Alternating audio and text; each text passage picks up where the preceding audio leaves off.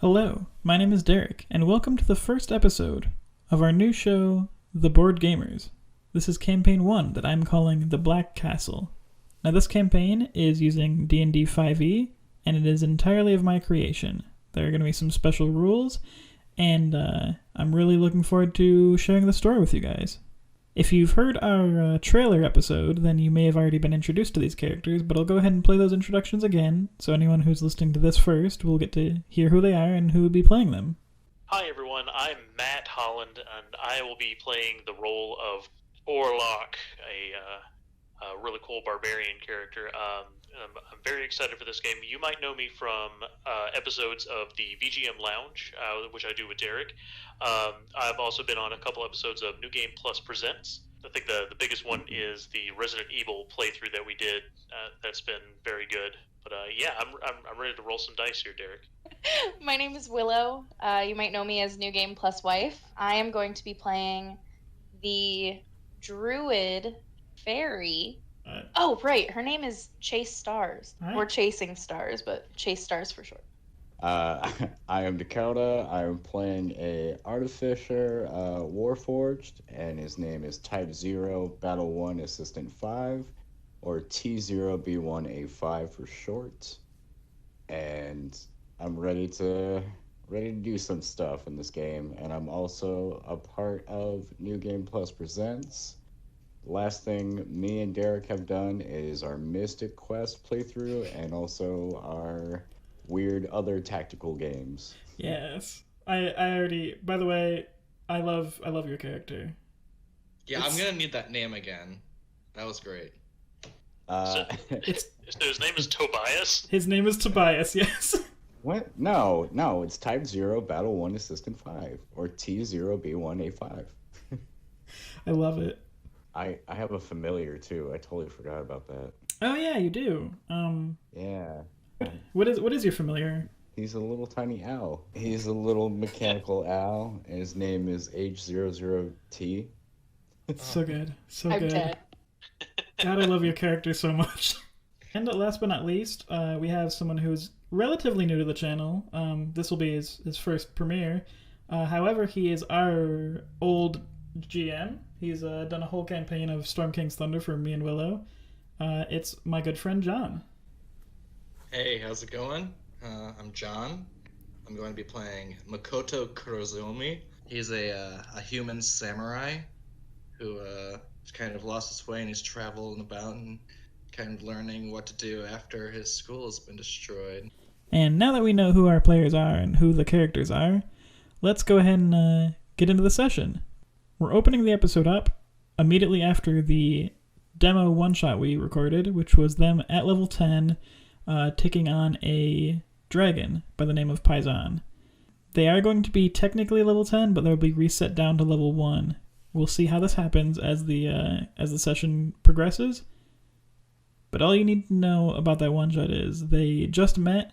This group just banded together about 3 months ago, and this was the first mission they won. It was successful, and this is the aftermath. Let us delve in so you can find out what it means to enter the Black Castle.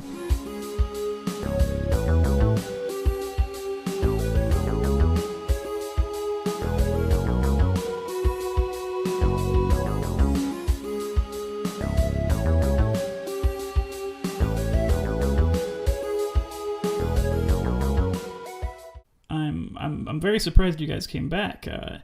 You've been gone for months, and we've had a lot of, I would say, interesting things happen. We heard you took down the dragon, Paisan. We are extremely grateful for you. How did your mission go? Swiftly. Well, I don't know about swiftly. You've been gone for nearly 4 months, but at any rate, job well done. Well, it's not a small task. No, of course not. But it was handled swiftly.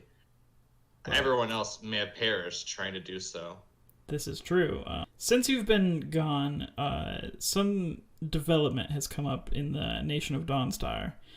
Something very interesting. Apparently there's this portal that opens up, and some sort of reaper or person has been coming out, taunting and tantalizing people to go into it. No one has come back. we just recently found out about it, given that Dawnstar is on the opposite side of the world, essentially. It's apparently been open for 390 days, and it opens once every 30 days. From our intelligence, this should be the 14th opening of this portal. Other than some fringe cases, no one has heard of anything from the other side. We would like to send you to investigate. What should we expect when the portal is opened? To our knowledge, we have no idea. All we know is this person who comes out says, "Come to a land where wealth and power awaits, the kind that cannot be found elsewhere." Other than that, we haven't heard anything. There have been tales of people coming out, but when we try to track them, all we hear is stories of wealth and riches, but the person is never trackable. To our knowledge, we don't know if these people die or if they're just false tales. We don't know, but no one that's gone in has come back, to our knowledge. We've yet to be able to talk to anyone who's gone in. Yes, people living off grid, I can understand that personally. I'm not saying that in character, I'm saying that just in general. Yeah. I'd say, well, that doesn't sound robot-like at all. I was gonna say. No. I mean, it doesn't sound like they're living off grid on purpose. It looks the way you described it. People go into this place because they want whatever wealth and power that it tantalizes them with. But yeah, no one has heard from anyone on the other side. Well, with the 0 people returning, either the land is too great to want to leave, or it is death. Well, unfortunately, we don't have any idea. What we do know is the King of Dawnstar has had many of its people, nearly a third of the townspeople, the adventurers, and the guards have tried to go into this place. Each section would have a group of people that interested in going, and once none of them came back, they sent squadrons to go save them, and adventures afterwards, but no one has come back, and they're starting to... They've decreed that no one is allowed to leave the city other than a very select few. But at this point, they're calling as a request to any brave adventurers that might be able to go in and possibly save the town. Now, given that it's on the other side of our planet, we can open up a portal for you, a quick teleportation circle that will teleport you to the nation of Dawnstar. And from there, you'll be able to charter a boat to the island. I mean, it sounds like it's going to be some kind of, like an adventure almost, but at the same time, I'm a little concerned about the people not coming back.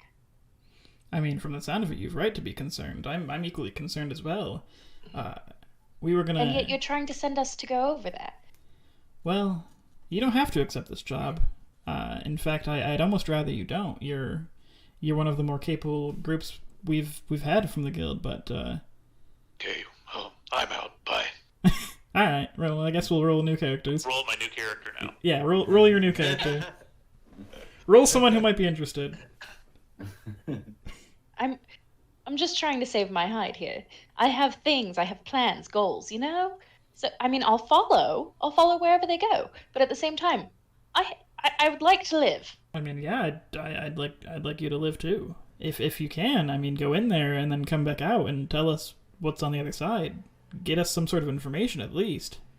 Mr. GM, I have a question. Yes. No. Yeah, so basically, they all recognize it as a portal, correct? Yes. Okay. Yes. They know that there's an island. Can this guy describe the portal to me? Like, what does it look like? Portal. He doesn't know. Okay, so he hasn't seen it. No, he hasn't seen it. What you know is that it's basically the opposite side of the planet, which is why it's been opened 390 days, and they just found out about it about 2 or 3 months ago. It's been open for for more than a whole year, and it took this long for the scouts to get any information over. Could you also repeat the thing that the guy says, or are we gonna have him say that again, like the person guy thing? Yeah, I can. Is come to a land where wealth and power awaits, the kind that may not be found elsewhere. Don't talk so fast. Some of us are trying to write, okay? I'll type it for you. I have it. I'll type it to you. Thanks, friend. Appreciate you. Yes, and the other information you know is that 3 days following this message, the portal opens, and it opens every 30 days. And this will be the 14th time it's opened. Don't mind me just doing math to see if it actually has only opened 14 times. It's fine. I just wanted to catch you in a lie. It's fine. It might not open consistently and stuff, so... Oh no, from the information it's exactly consistent. It's every 30 days. Every 30 days. No, his math on the was dot. correct. I was just being an asshole. Wait, are we allowed to cuss on this podcast? I have questions. Yeah, you can press. You can swear. You can say whatever crass things you want. Thanks. I should say this podcast not marketed for children. Earn that E rating on Spotify. This is not Scooby-Doo bullshit. I mean, it's gonna be Scooby-Doo bullshit. Don't get me wrong. My character's literally constantly drinking, so yeah, I would really hope that a bunch of little kids weren't like, oh man, I want to be like that drinking samurai. I mean, I want to be like that drinking samurai. That's fair, I guess. No. I want to be just like Makoto. But yeah, is there any questions you have? Any other things you might want to ask before we can go ahead and snap to your island adventure? I think I got everything down that I need. I will snap us to the island. Be prepared for my terribly drawn map. We all discussed whether we were going or re-rolling characters. I think we have some questions here, Derek. Well, that's too bad. Good to know. Can I play as my familiar? I did ask you if you had any more questions or concerns, and no one said anything. So. Well, yeah, but you said for the guild master specifically. You didn't say for each other. Okay. God, do you guys want to talk about some things? No, we're going. It's fine. Yeah, I have no issue with going on this adventure. For me, I guess because I will be going with this, but as before we head out, then I would just talk with like the captain of the adventuring guild, since I told basically all those lizard folk and kobold and stuff that my village is open to like take refugees and stuff, and since like there's basically no one there except for like them showing up, then I'll go to the captain and I'll say, here are coordinates to my village. Please check on the refugees from time to time. Yes, we heard about the refugees you saved, and we'll be happy to send a squadron of our own to help build up the village for you. I believe we actually got a donation. We sent a group in behind you after the reported results of your conquest against Paisan, and we accumulated a good deal of the hoard, and we're actually putting it forth for a fund for some of the people who lost their lives, and we'll put forth more of it towards your village. I give him a deep bow out of respect. All right, so can you guys see this terrible, simple map? Yay, look at that terrible Yep, we can see map. everything. It's perfect. Okay, so what you guys see, you landed on an island. There's just it's very simple. There is a shack in the corner. There's a few guards surrounding the area, about 5 or so. You see a group of people, 4 people talking near the middle of the island. You see 2 people to the south and 1 person to the far south. And you also see a large archway, and underneath it there is a stone dais. What, do I have to go to the shack to figure out what it is, or... You see 2 guards in front of it? Cool. Makoto looks over at Tobias and goes, friend, follow me. I'm going to try to offer these people in front of us, the group of 4, a drink. I want to see how they react. Okay, I will respond. Lead the way. So I'm gonna walk up and if they try to stop me or anything, I'll like hold up my flask. If not, I'll walk up to the closest one and go, good afternoon. Care for a drink? So the people you see a red-haired human who kind of carries himself as though he's the leader. You notice he has a very, very bright, glowing magical sword. You also see a human female who's wielding a bow. Another human female who is she's wearing white robes, and she's kind of carrying herself a little bit meek. And then you see a male dwarf, and he's wearing blue and black robes. As you approach, So I guess it would be the one in the white robes would be the one that I would approach, since that one looks like it's the closest. okay, I mean, they're all like huddled together. It's not like one's like Yeah. 20 feet I guess I would farther reach out. it out to the group. If anyone took them, or if anyone took the drink, I would definitely introduce myself as Makoto. Okay. Yeah, we'll play that out. So you approach the group, and as they see you walking up, the red-haired young man says, "Oh, hello.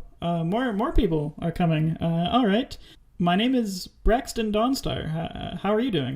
You said Braxton Dawnstar, sir? Yeah. Yes, indeed. My name is Makoto. Would you like a drink?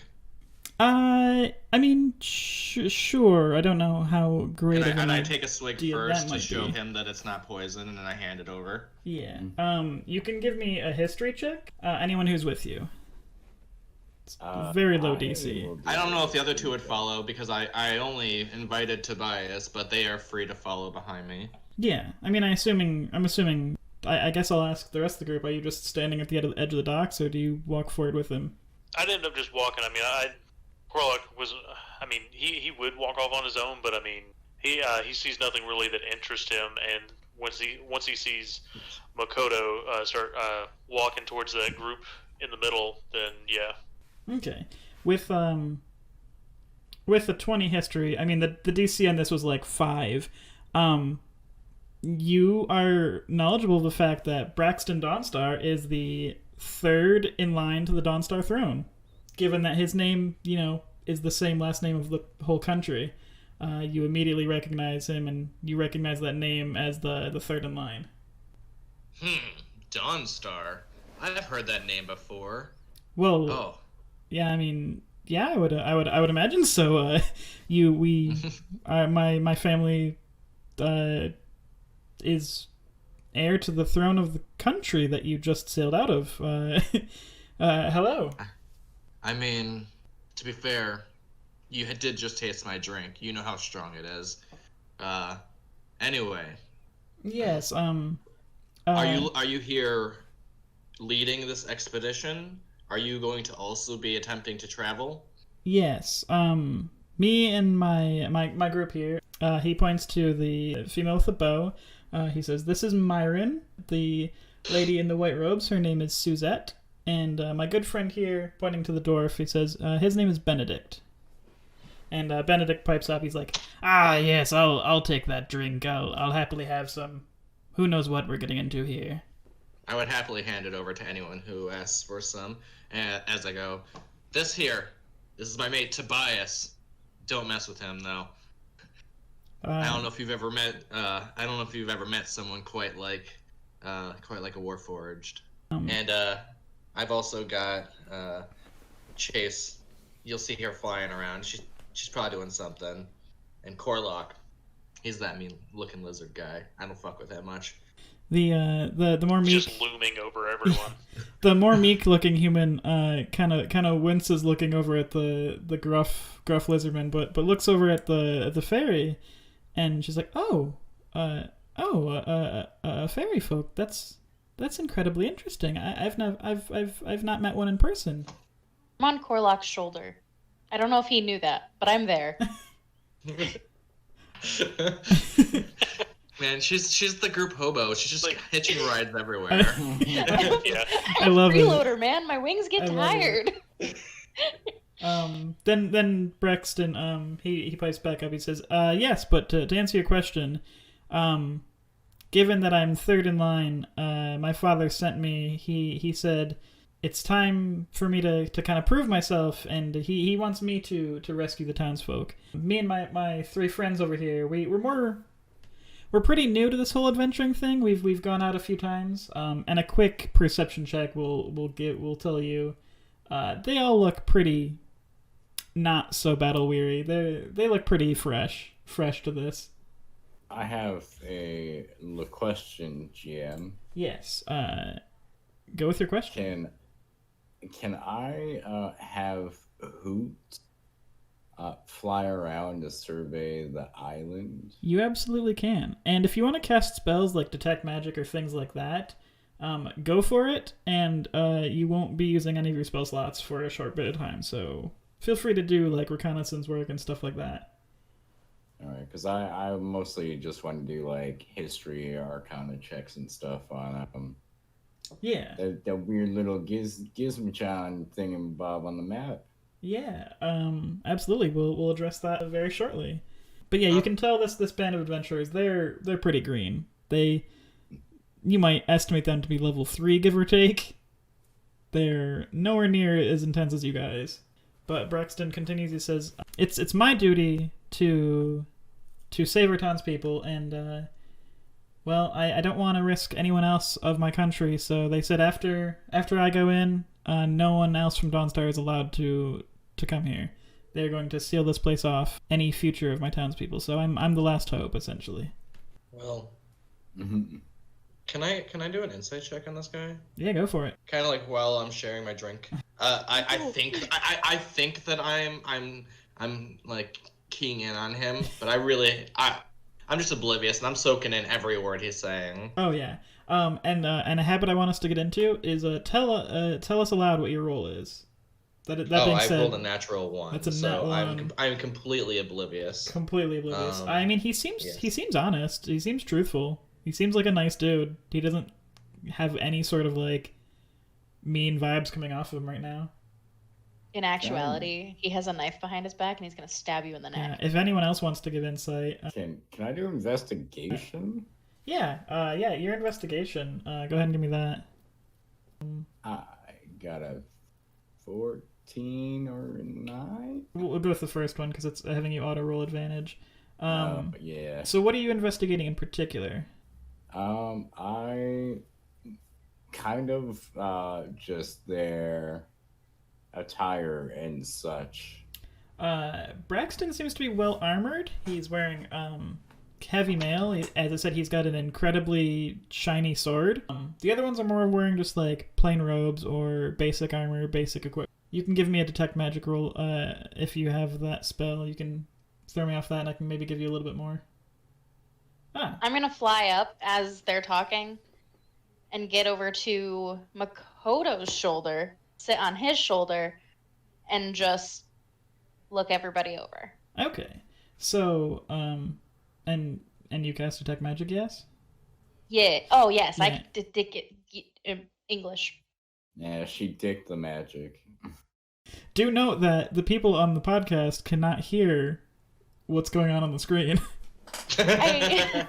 What? So yeah, you cast detect magic. From your perspective, you see, your adventuring team. You guys have got a modest amount of magical gear, so you get a few pings off of those.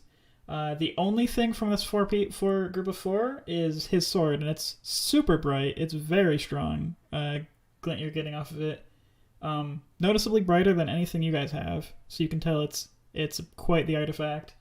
The 2 people in the distance, there's a red armored, what you can only describe as a samurai. He has quite a few of the glowing things on him, about as much as you do. The person next to him also has a similar amount, as does the person in the far off, near the water's edge. None of the soldiers have any sort of magical glinting gear off of them. Well, oh my. Oh, that's not my voice. Hold on. What happened?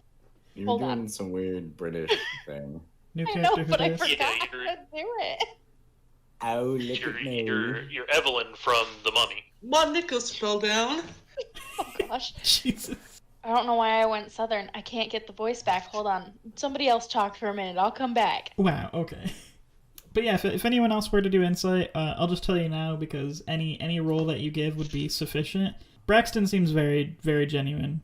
He seems truthful and honest. No sort of malice or shadiness to any of his tone he's giving you. By golly, that sword. It does look quite magical. And quite the artifact. Where did you get it? It's known as the Dawnblade. It's been passed down from my family for thousands of years. It's one of our most prized possessions. It was gifted to me for defending the town and for use to save the villagers. Yeah, I see. Could I look at that? Absolutely not. It's a Really? treasured artifact for my family. I'm not going to hand it over to people I've never met before. Why would I do that? You don't have to hand it over to me. I can't hold it. I'm not that strong. I literally just want to get up close to it and look at it. Sure. I mean, yeah, he holds it up for you. It's just a gleaming longsword, and it has a vibrant glow to it. Like, it is literally always just glowing. Is there any, like, inscription or anything on it? You have to remember, I'm, like, an archaeologist person. Like, Yeah, I that's want true. to know all about this. Yeah, it reads... Actually, what languages do you know? Oh, God. Now you have to ask me questions? This was not what I was prepared for. I know Common, Elvish, Sylvan, Druidic, and Celestial. Although on my thing it says Slyvan. I wonder who put that there. That would be me. I'm sorry I had to type up your character sheet for you.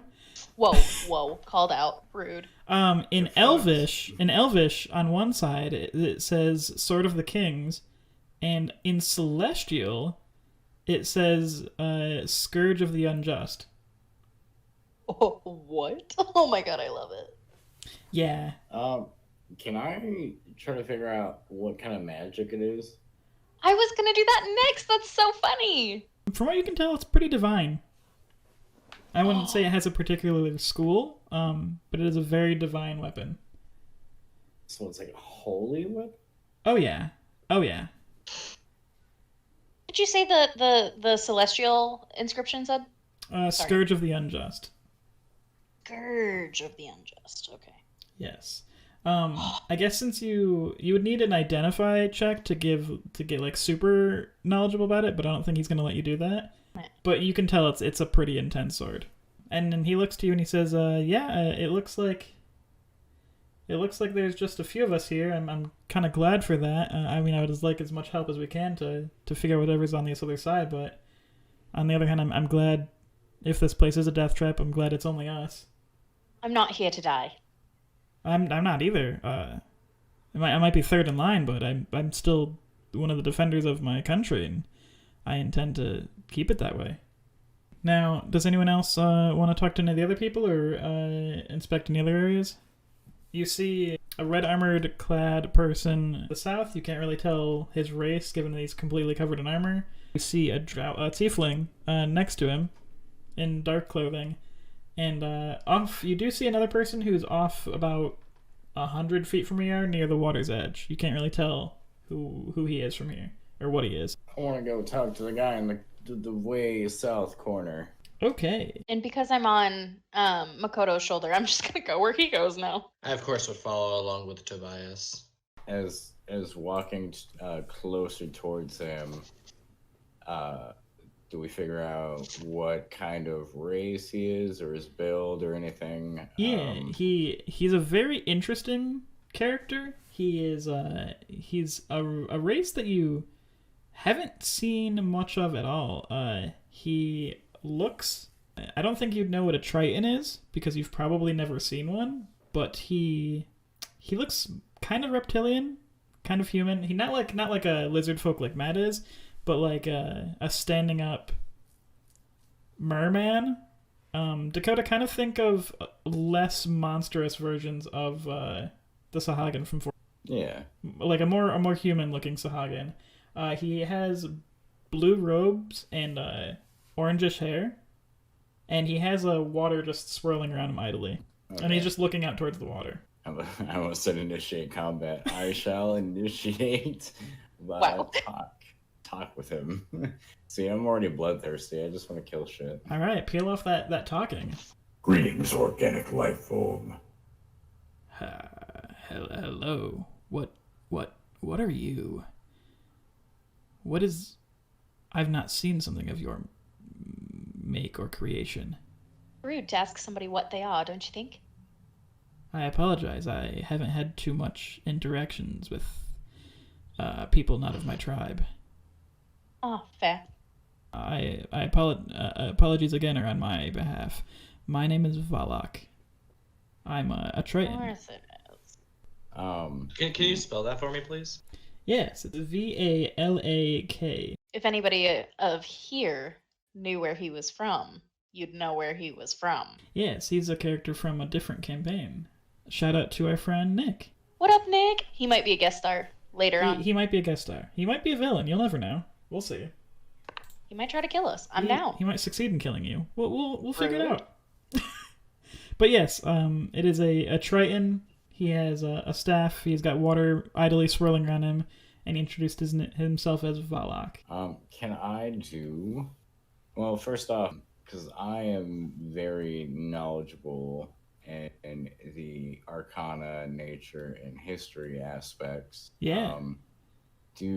Personally, from being a warforged and everything, being basically a dweeb, yeah. do I know anything about his race, and or would I know anything about his particular tribe? And also, can I do an arcana check on how he's swirling the water? You can give me an arcana check, and give me also a history check to see what you know about Tritons. Arcana check. 20 and 16. Well, that nice natural 20. I'm also going to incorporate a pretty unique, interesting rule. Not a rule, more like a house rule for skill checks, because nothing interesting happens when you get a natural 20 on a skill check. If that happens, you're going to add an additional 5 to it. It's my fun little thing to reward natural 20s on skill checks, because otherwise nothing happens. Cool. So that being said, he rolled a 20 arcana and a 30 on history. Also, your rolls should technically be higher because you're not level 1 right now, but that's besides the point. With your 20 arcana, from what you can see, he kind of just idly moves his hand back and forth, and that you assume that's what's making the water swirl around him. He seems to have very natural control over water, and it just seems to be like you didn't see him like cast a spell. It's just like a thing that's happening. As for your history roll, Tritons are a race you do not see often. They mostly live in the depths, and a lot of them are more feral. However, there are the few who do come out and do some mercantile work, some sales, and kind of just get some supplies for their tribes, usually. You have no idea of determining what tribe he's from, though. It's not a group of people you see often. I will ask him a question. Actually, wait. Before I go on, how old is he? He looks decently aged, I guess. I don't know if you could tell the age of a race you rarely see by looking at them, but I don't know. He doesn't look old and he doesn't look young, I guess. So he's middle-aged? Yeah. He'd buy a yellow Corvette? Yeah, I mean... Alright, yeah, if he could buy a yellow Corvette with, like, some fish bones and some stuff. Alright, then I got my speech ready. He seems to carry himself with an air of strength. He seems pretty capable. But he also seems like he's, like, not all there, like, both he's not paying much attention to, like, anything, and also, like, he's kind of got a vacant expression, like, it doesn't read much emotion at all. Where do you hail, Triton? Honestly, I'm not all that sure. I broke free of the control that was over me and wandered till I found this place. I'm looking for a way to get the power I need to free the rest of my tribe. Though where they may be, I'm not sure. Define power. I control the seas and the storms, and I need more of it. More power that may stop that creature. And after he says that, he kind of just wanders into the water. And he doesn't really address you anymore after that. He just submerges himself into the water and continues going off the island for now. Cool. Nice combo. How are you going to know when okay, have a great time. Yeah, he didn't say anything after that. He didn't like even look your way when you were talking. It's not hard to not hear me. I'm 6 inches tall. Yeah. To be fair. And while that happens, the red armored individual comes up and he's, well, that's an interesting one right there. Seems powerful though. I see you guys are equally capable. You appear to have some experience on you, some abilities. My name is Navarre, and this lady with me, forgive me, she doesn't talk much. Her name is Ilya. Good to meet you, Navarre. Ilya. She just kind of nods. Are you also planning to make the jump? Oh yes. We seek glory, and apparently this place is chock full of it. We would have come earlier, but we were on a mission together. What's your mission? We were members of the gladiatorial arena, and once that fun dried up, we came here for more glory. Any further talks you guys are wishing to have? No, I think I am good. I am just ready for this endeavor to be over with. Indeed, I'm looking forward to the opening. Was there anyone you wanted to talk to, or anything you wanted to do? No, just a strong silent protag for the moment. Okay, perfect. So with that, one of the guards, he's got like a portable, kind of a sundial thing on him. It's actually right next to the portal. And you can tell he keeps looking at it and he says, "Well, it should be about time, about 20 minutes from now. I'd like to ask all of you not to do this, but I guess more people are going in this accursed place. Good luck to you." We're gonna die. Can I go up to the portal area and do some checks?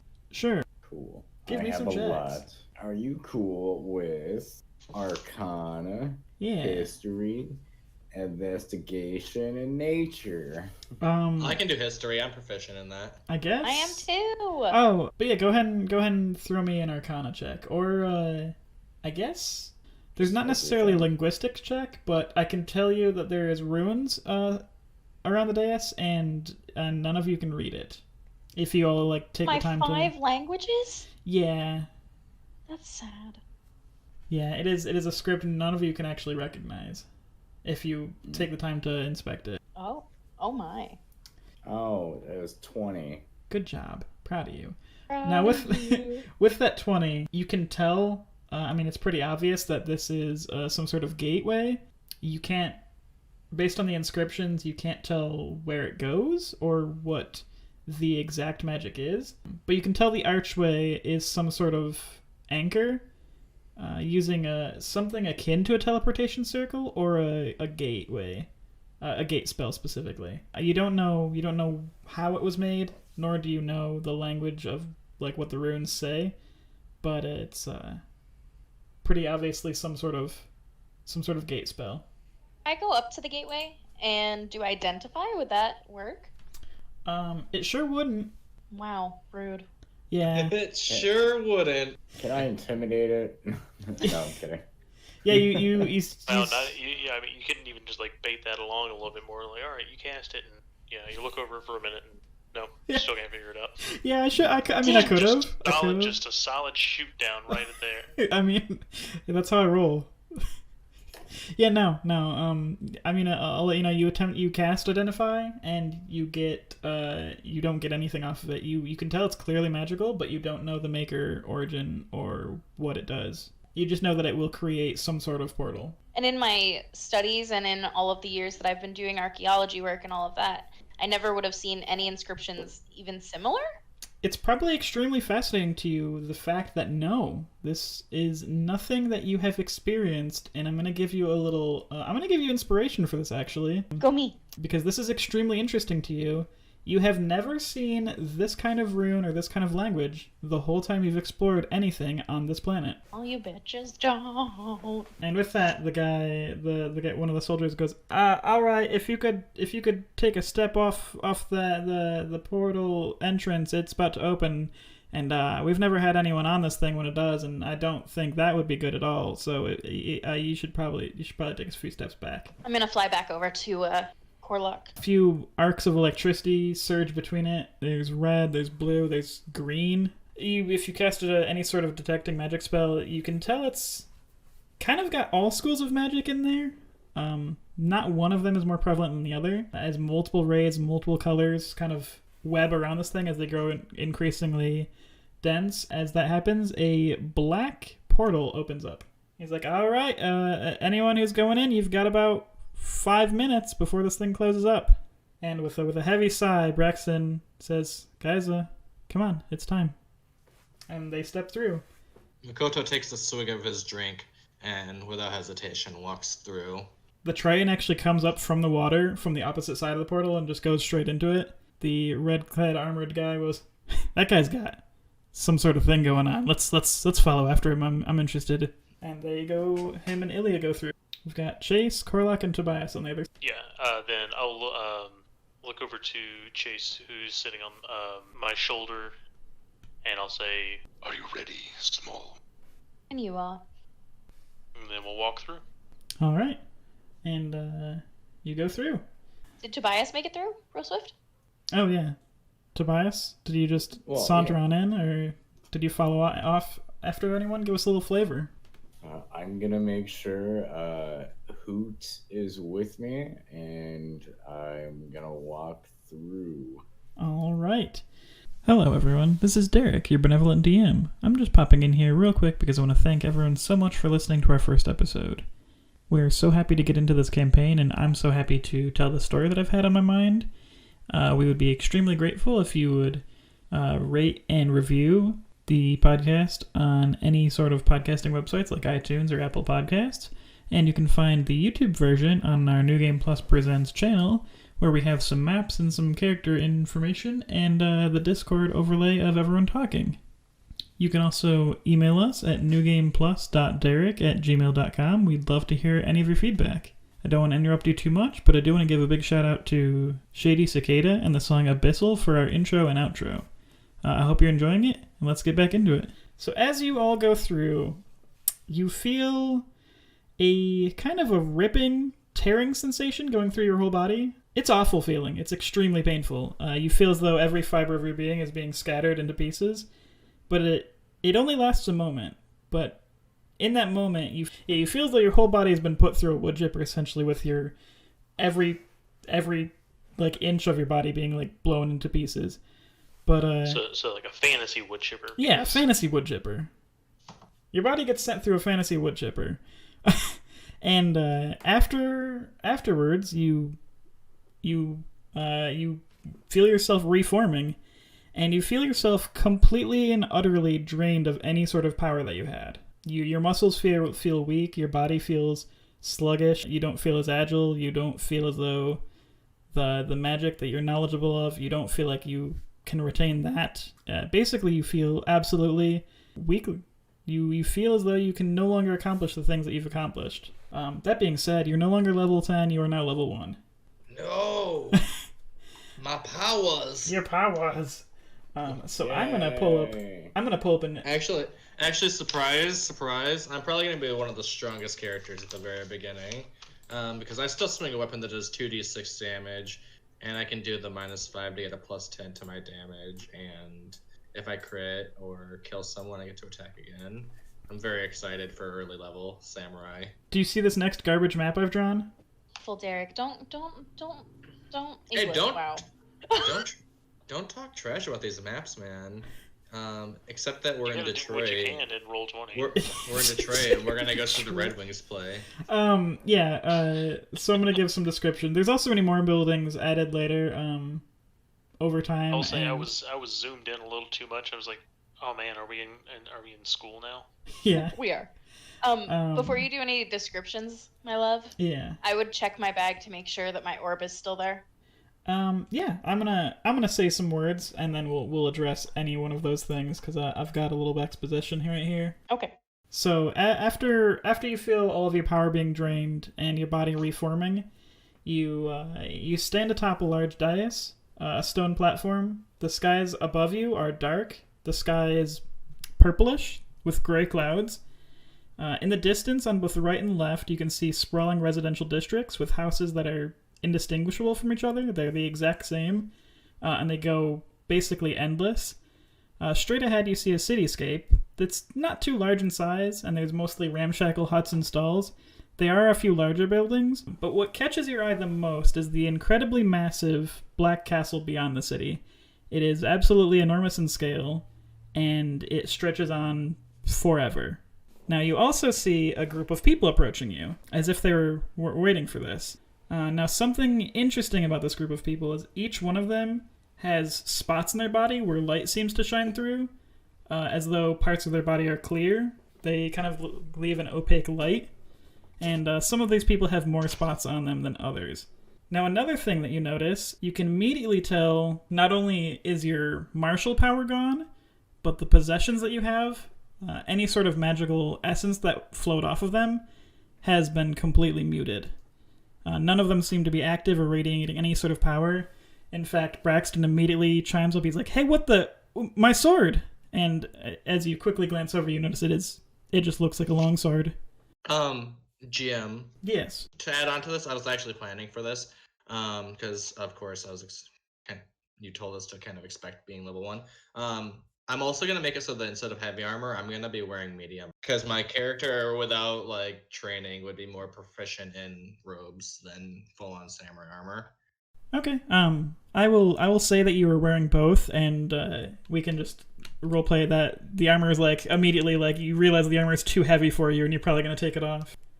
Okay. But yeah, as opposed to, you are level 1, but that doesn't excuse the fact that you have. Make sure those magic items that I gave you have on your sheet. They're just inert at this moment, so you still have them.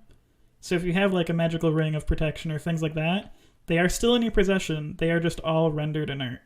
But don't delete them. What I was asking about the orb. Yes. You still see the cloudiness in it, but it seems muted. Would I know if Jeremiah was still in there though? I don't think you'd know immediately. And there's one more little bit of information that I'll leave off with you. You all have a glowing 14 on your upper right chest. It's small, about the size of your palm. But yeah, you have the number 14. And if you try to like cover it up, it like goes over your hand. Like it's not like a tattoo, but it's like just a glowing number 14 that you can't cover it up. It follows you if you try to cover it, if that makes sense. Jeremiah? I'm literally gonna just be holding the orb in front of me and just being like trying to like shake it and try to see if I can do anything with it. Like I understand I'm not gonna be able to, but for flavor. Yeah. Flav. Yeah. Flavor Town. This number must indicate that we indeed have been we went through the 14th cycle. We have to assume that the others have been numbered as well. We should use this as identifying markers for anyone who may have entered through the town. Yes, absolutely. So you hear Braxton complaining about his sword. He seems extremely distraught. You can tell on a quick glance. I mean, that thing was bright as hell, and it's just a sword now. Navarre seems pissed. He says, "What is this? My gear. I've battled through the arena. I've earned this armor. I've earned this sword. This is utter bullshit." You have no idea what you have lost when I have lost the love of my life. You shut the hell up. Any questions for me out of game or in character that you want to ask me before we move on to what's to some further stuff? Hate you for taking him away from me. I didn't necessarily take him away. But I don't know that yet. That's true. So, Matt, John, Dakota, any questions? No. Do I still have my flask of liquor? You have a flask. It is not bottomless, though. Oh, boy. Also, there is no portal behind you. There is a stone dais and nothing else. Bloody hell, this is ridiculous. Sorry, everyone. No more sharing my booze. Matt, anything on your end? No, nothing really much on my side. Just trying to get all the notes down that I can. So sorry for some silence. Okay, no problem. I'll copy and paste the description and the wall of text that I've been reading, and all the people names. That being said, there are some people in front of you. The one leading the pack is he's a Dragonborn. He has a number 7 on him. He has a good deal of those spots about his body. There's a few other people kind of just peeking up at you, and he approaches after he sees you guys have not necessarily calmed down, but the shock has set in, and he goes, "Well, 14 it is. Had to happen eventually, I guess. I was hoping this would be the one with none of them, but here we are. Come on, guys. I'll answer any questions you might have. My name is Wrexham. Wrexham Redwing, they call me. And that is spelled Rexam. He says, unfortunately, I hate to tell you this, but you all have made the worst mistake of your life. And, well, you're gonna die. And it's gonna be terrible. Bloody hell. But hopefully we can make it so it happens less. I'm kind of the person who does his best to help people around here, you probably have a lot of questions for me.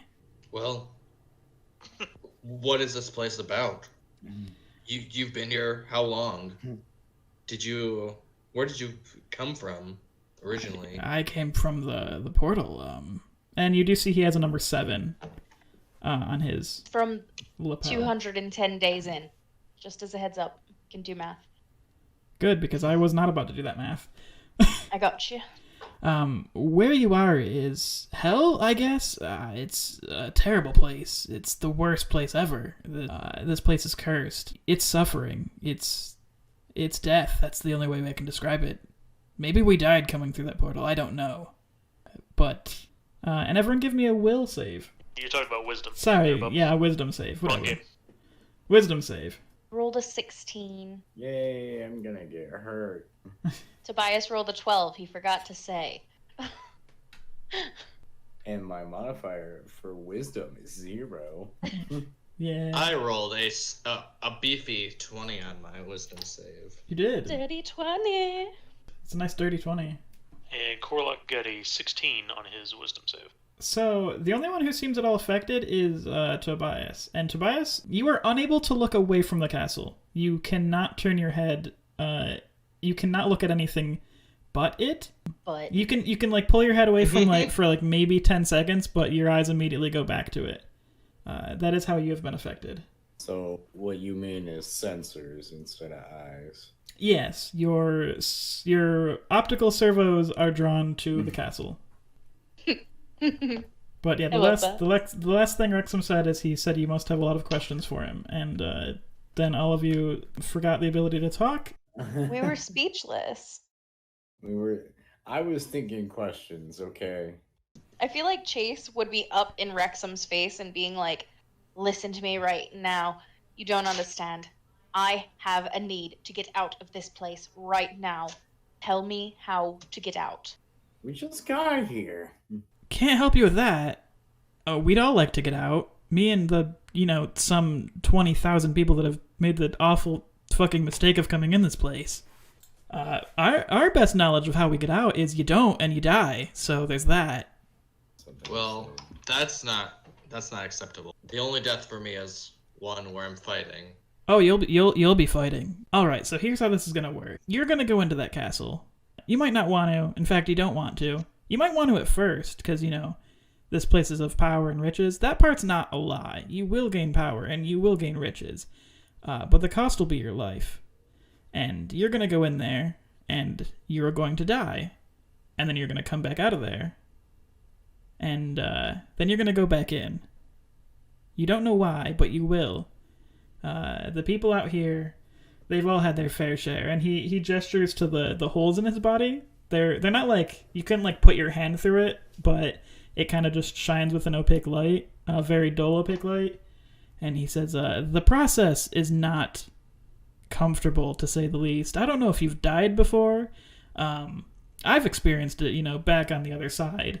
And, a cleric brought me back, and I was, out of commission for a few days, but, I regained my composure. This place, it takes a part of you with it. When you die, you will not come back whole, and you will be sapped, and for some fucking reason, you're gonna go back in there. And as you look out of the town, pretty much everyone has varying degrees of these holes in their body, these opaque lights that shine through them. So you're saying that eventually we will feel a force compel us to go into this castle?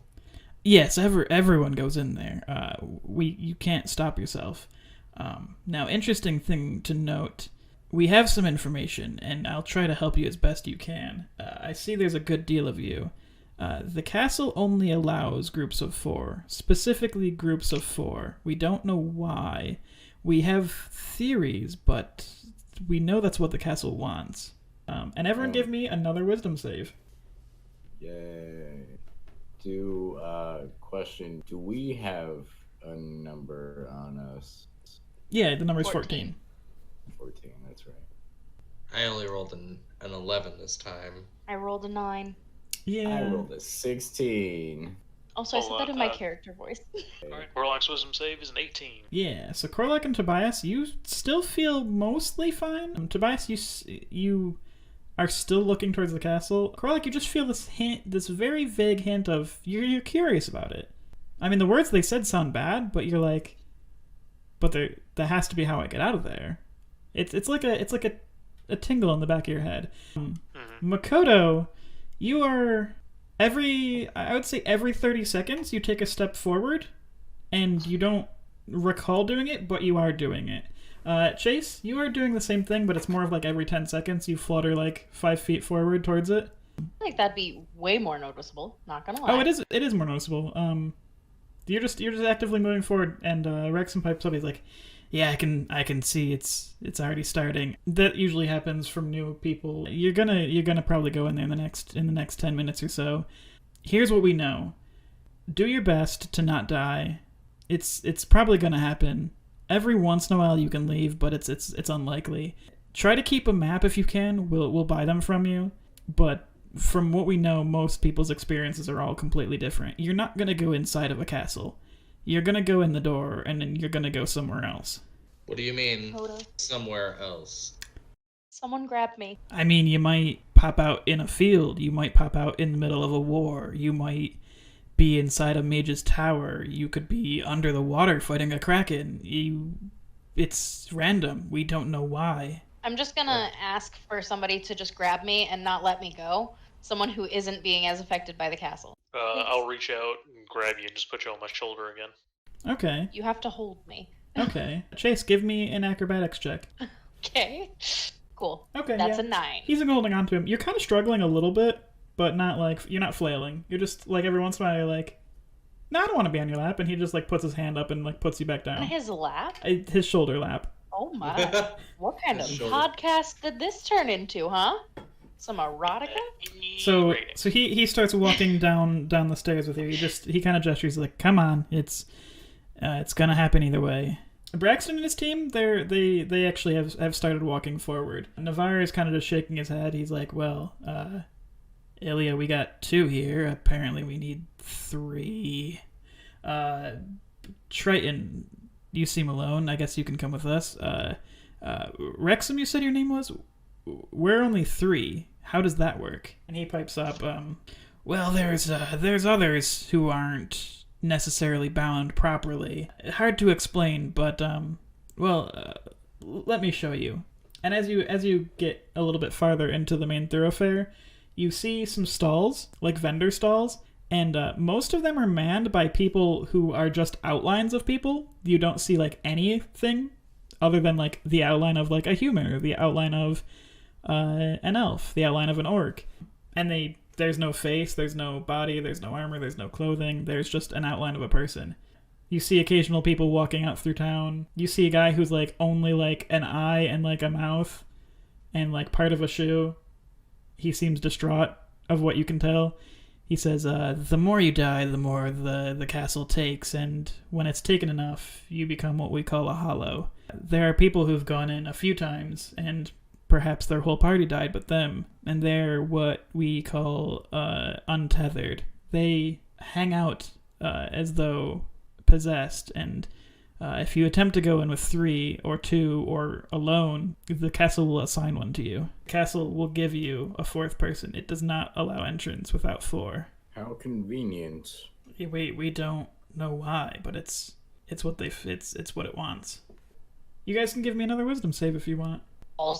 I don't really want to. 23. Okay. Yeah, Go But I on. will. you're still Chase, for the 23, you're still going forward, but not any more hastily than you were. Well, trying to, because I'm on Kor-Loq's shoulder and he's holding me. Yeah. Kor-Loq is now... Well, trying. Kor-Loq is unfortunately... Yeah, Kor-Loq got a 7 on that time. Yeah, we'll get to that. Can I kind of give into the itch and kind of... Oh, yeah. You totally can. Yeah, so I'm not going to take the wisdom saving throw and go, "Guys, I think it's inevitable. We have to go in the castle." Yeah. We're delaying the inevitable. As you say that, Myron, she's like, "It has treasure!" and just starts sprinting towards it. Braxton's like, "Myron, wait!" He's giving chase. Kor-Loq, you are moving at a brisk pace. You are moving 3/4 your speed towards the castle every round. which is unfortunate because Chase is on your shoulders and you are now holding her and taking her with you. With that, Braxton and his team are like in a full sprint trying to catch up to Myron. You see them about maybe 30 feet in front of you, and they walk up to the castle doors. A red kind of ribbon almost shoots towards their bodies and like tethers them for a second and then disappears. And they put their hands on the door, and you just see them disappear. Well, that's a thing that just happened. So any last questions? Any observations you want to do? Anything else before you head to this castle? I think Makoto at this point understands what's going to happen. We need to finish this so I can get more booze. There is an inn. There is a tavern in town. Some of these buildings we've built ourselves. Some are manned by the Hollows. We do have a pub. After your first foray, you'll have some days to recoup before the call brings you back in, and we can provide you drink. We like to go Excellent. there. He says dryly and kind of matter-of-factly. That's a place you'll find a lot of us. Well, okay. I guess we're going to the castle. And here's the interesting thing, Matt. You get there first, given you're 7, and you're holding your hand up towards the door. Would I not be there first too? Oh yeah, I mean, did you full sprint, or were you just like? I was the one who basically just was like, all right, it's time to do this thing. Okay. So I would at least keep up with him. Okay. He might be the first one, but I would at least be trying to keep up with him. I'm literally on his shoulder, guys. Okay, so that's fair. So here's what the perspective looks like, especially for Tobias, because he's done the best on these saves. And I imagine Yeah, the first one kind of got him, but it gets progressively worse, and the lower the number is, the worse it is. So you see Kor-Loq get to the door. He holds his hand up towards it, and for all intents and purposes, you are paralyzed and unable to move. Now Makoto, you got there as well. You don't have like the hand holding up paralysis thing, but you are like looking and like, you okay, mate? I would kind of touch it like right next to him then. Okay. And see if that put me in a similar state to him. I would have you all roll a wisdom save again, but this time it is not. You're not gonna pass it. After a few moments, you all hold your hands up to the door.